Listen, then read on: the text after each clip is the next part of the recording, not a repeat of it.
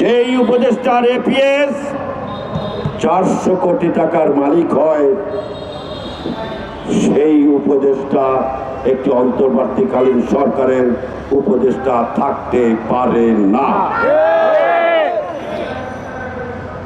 যেই দুর্নীতির জন্যই লড়াই করেছে আমরা, যেই ভোটের অধিকারের জন্য আমরা লড়াই করেছি এতদিন যাবৎ, সেই দুর্নীতির বর পুত্র এখন আপনার আশেপাশে ঘোরাফেরা করছে, উপদেষ্টা মন্ডলীতে রয়েছে।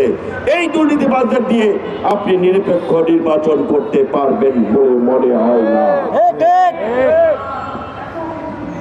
যেই ফেসিবাদের কথা আমরা বলেছি, জোর করে চাপিয়ে দেওয়া একটি ফেসিবাদের আলামত।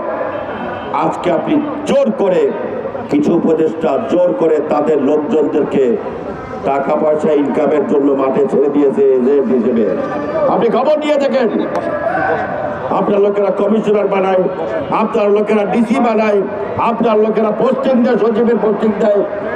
যে সমস্ত অ্যামাউন্টের কথা শুনি, আওয়ামী লীগের আমলও এই ধরনের অ্যামাউন্টের কথা বাজারে আসে নাই।